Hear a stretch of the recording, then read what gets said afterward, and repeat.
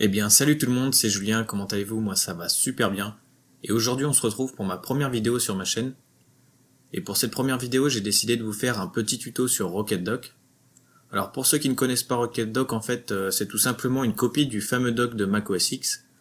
C'est une barre d'outils animée qui va vous permettre de vous donner un air de Mac à votre bureau. Alors avant de commencer le tuto, je vous ai fait une petite comparaison des deux docks que vous allez pouvoir réaliser grâce à ce tuto. Donc le premier dock est un dock que l'on va retrouver sur des versions plus anciennes de Mac, un dock plutôt classique on va dire. Et là juste en dessous, on va être sur un dock beaucoup plus récent qui est actuellement sur les dernières versions de Mac, à l'heure où je vous parle bien sûr. Donc voilà, maintenant sans plus attendre, voici le début du tuto. Alors dans un premier temps, nous allons télécharger le logiciel. Je vous ai mis un lien dans la description qui vous amènera directement sur la page pour télécharger ce dernier. Sinon, vous allez vous rendre sur votre moteur de recherche et vous allez taper tout simplement RocketDock. Suite à ça, vous allez cliquer sur le premier lien. Après, tout en haut au niveau des onglets, vous allez cliquer sur Download. Et une fois sur cette page, vous allez pouvoir cliquer sur Download RocketDock.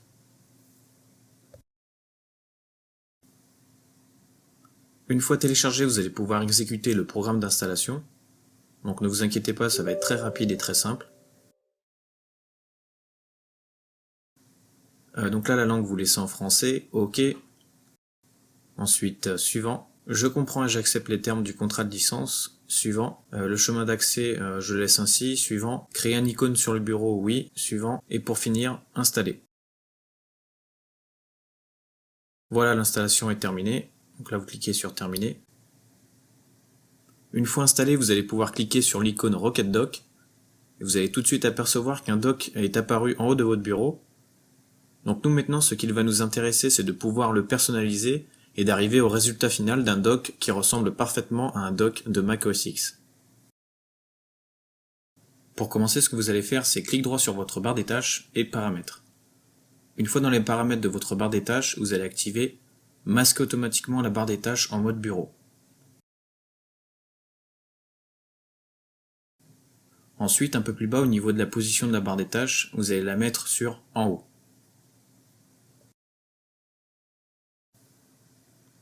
Une fois que vous avez terminé cela, on va pouvoir maintenant s'attaquer au paramétrage du dock. Donc vous allez faire clic droit n'importe où sur le dock et faire paramètres. Donc je ne vais pas rentrer dans les détails sur la personnalisation, sur la taille, l'emplacement des icônes, etc. car chacun ses goûts et ses couleurs tout simplement. Mais ce que nous allons faire plutôt, c'est s'intéresser sur le fonctionnement et les bases du dock.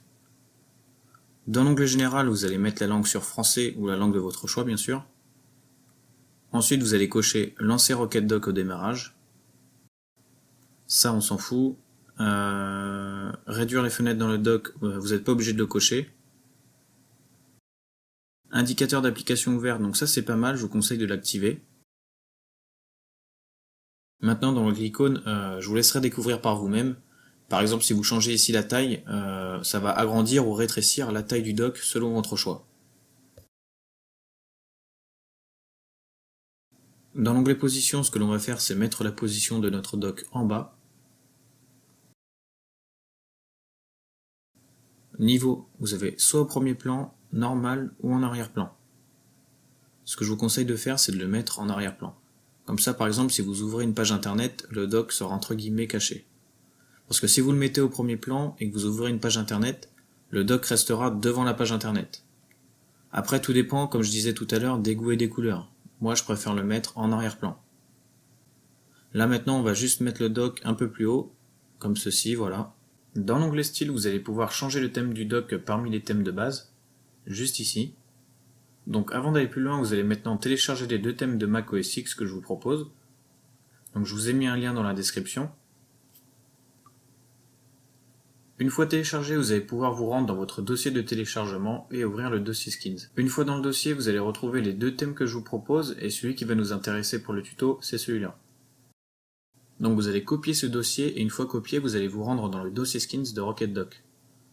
Si vous n'avez rien changé, il se trouvera de base dans le disque local C, Program Files, RocketDock et Skins.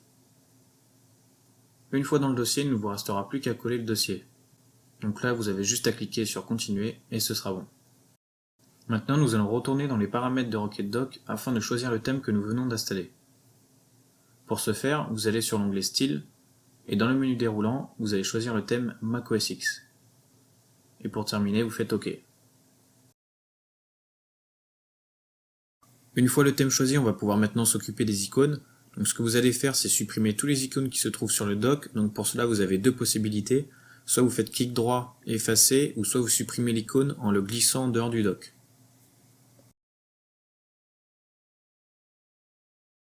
Une fois que vous avez tout supprimé, vous allez pouvoir télécharger les icônes. Donc je vous ai mis un lien dans la description pour pouvoir les télécharger.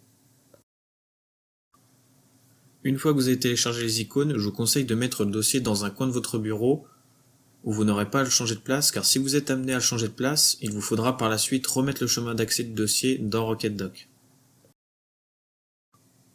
Maintenant, ce que vous allez faire, c'est clic droit sur le dock, nouveau raccourci et icône vierge. Ensuite, vous allez faire clic droit sur cette icône et faire propriétés. À partir de là, vous pourrez changer l'image de l'icône et le nom. Là, juste ici, vous avez les icônes d'origine de RocketDock.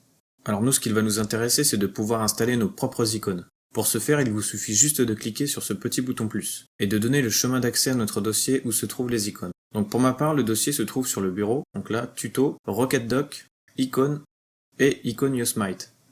Puis vous faites OK.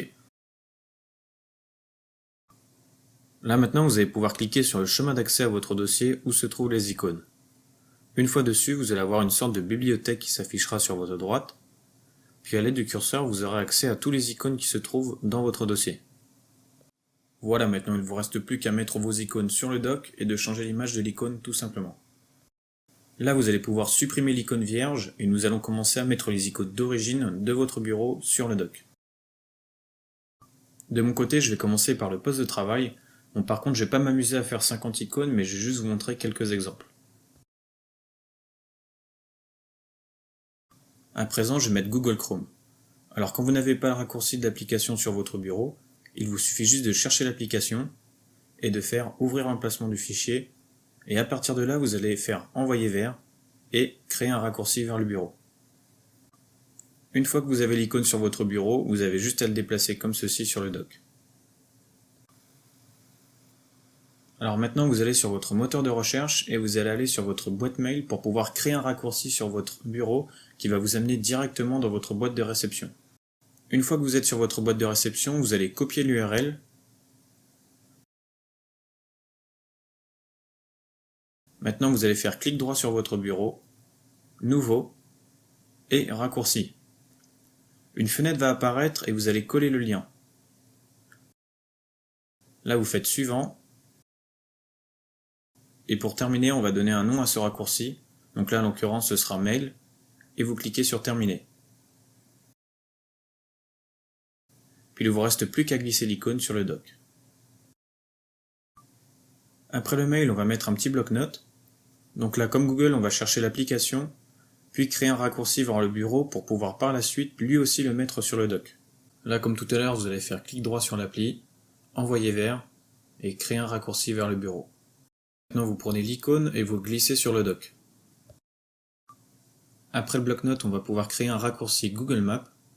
Là, on va être sur la même procédure que l'icône mail. Donc vous allez retourner sur votre moteur de recherche et vous allez taper Map. À présent, vous cliquez sur le premier lien Google Maps et une fois dessus, ça devrait vous mettre la position à laquelle vous vous trouvez actuellement. Maintenant, vous allez copier l'URL.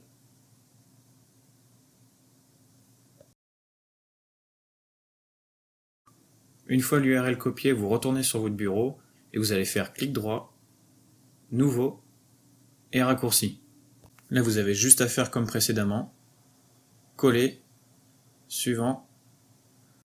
Là, vous renommez l'application et vous faites terminer.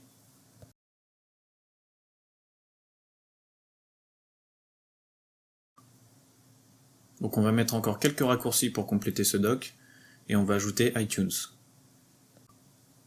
Bon là maintenant, plus besoin de vous expliquer étape par étape pour savoir comment créer un raccourci d'une application sur votre bureau. Je pense que vous avez parfaitement compris. Et là pour terminer, comme d'habitude, vous prenez l'icône et vous glissez sur le dock.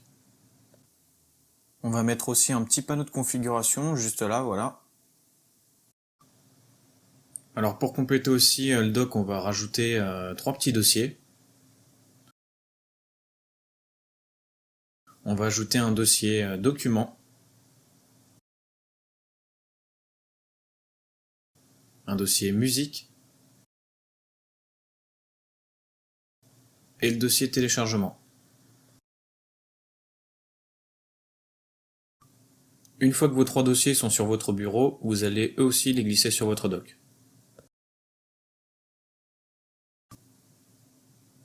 Puis nous allons terminer ce doc de présentation avec une petite corbeille. Voilà. À présent, nous allons terminer la personnalisation en changeant les images des icônes. Donc on va commencer par le poste de travail. Alors vous allez faire clic droit sur l'icône, puis propriétés. Une fois dans les propriétés, vous allez cliquer sur le chemin d'accès qui va vous amener au dossier où se trouvent les icônes. Et maintenant vous allez pouvoir choisir l'image qui correspond entre guillemets au poste de travail sur macOS X. Google je laisse ainsi, mais si vous voulez il y a un icône.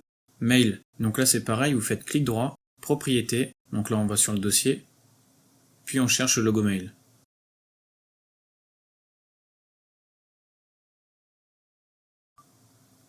Donc pour le reste des icônes, je ne vais pas vous montrer étape par étape, parce que ça serait tout simplement une perte de temps.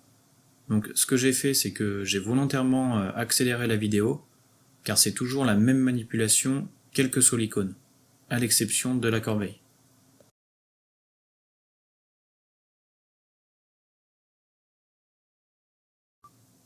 Alors la corbeille, elle a une petite particularité. Ce que nous allons faire, c'est dans un premier temps vider la corbeille. Une fois la corbeille vidée, là on va pouvoir changer son icône.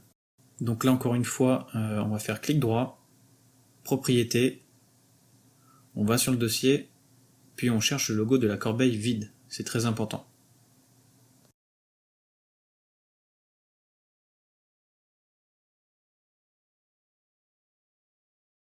Et là juste ici, dans le petit menu déroulant, vous allez vérifier que vous êtes bien sur le choix de la corbeille vide, et vous faites OK. À présent, nous allons faire la même opération, mais avec la corbeille pleine. Donc pour ce faire, vous allez supprimer tous vos raccourcis qui se trouvent sur votre bureau. Une fois terminé, on va pouvoir maintenant faire la même procédure, mais avec l'icône de la corbeille pleine. Vérifiez aussi dans votre menu déroulant que vous avez bien choisi le paramètre corbeille pleine. Donc voilà, maintenant nous venons de terminer la personnalisation du dock. Maintenant il ne nous reste plus qu'à mettre un petit fond d'écran et à supprimer les icônes qui restent. Pour les fonds d'écran, je vous ai mis un petit lien dans la description. Dans ce dossier, vous allez retrouver une multitude de fonds d'écran de macOS X. Alors moi je vais mettre celui-là.